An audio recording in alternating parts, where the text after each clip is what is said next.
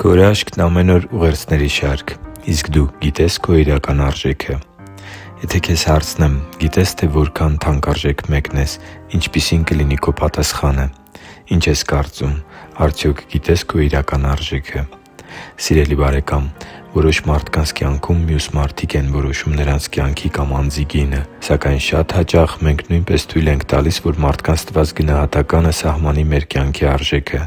Այդպիսով մենք սկսում ենք մեզ գնահատել ըստ նրանց մեկնաբանությունների և մոռանում ենք մարդու արժեքը նկարագրող այն ամենակարևոր չափանիշի մասին, որն Աստված Ինքն է սահմանում։ Մեր կյանքի իրական գինը այնքան մեծ է, որ Աստված որոշեց թողնել Իր աստվածային փառքը և մարդանալ հանուն մեր կյանքը փրկելու առաքելության։ Աստված մարդացավ Տեր Հիսուսի անձի մեջ (տե՛ս Փիլիպպեցիս 2:5-8 հատվածը)։ Ահա նշված մեջբերումից մի հատված հատուկ քեզ համար։ Քրիստոս Հիսուսի մեջ էր, որ Աստծու բնությունն ունենալով Աստծուն հավասար լինելը հափշտակություն չհամարեց, այլ Ինքն Իրեն ունայնացրեց և ծառայի կերպարանք առնելով, մարդկանց նման լինելով ու կերպարանքով մարդու պես հայտնվելով,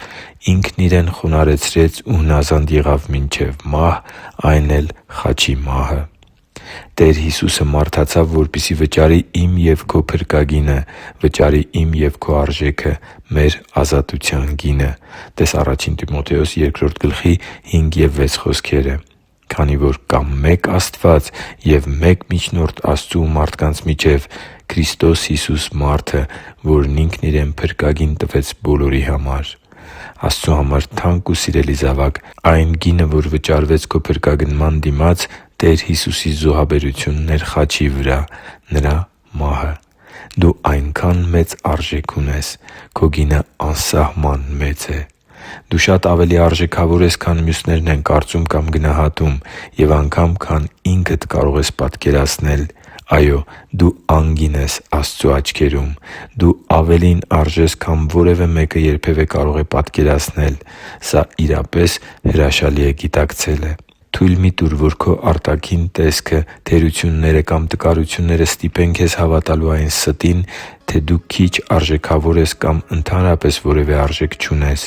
Գլուխդ բարձր պահի՛ր։ Դու Աստծու սիրելի զավակն ես։ Դու մեծ արժեք ունես տիեզերքի Արարչի մոտ, այնպես որ կյանքիդ ընթացքն անցիր որպես Նրա հավատարիմ աշակերտ ու հավատքի ընտանիքի լիիրավ անդամ։ Այսօր օրվա ընթացքում թույլ տուր Աստծուն հիշեցնել քեզ, որ դու Իր աչքերում կարևոր ու թանկ մեկն ես։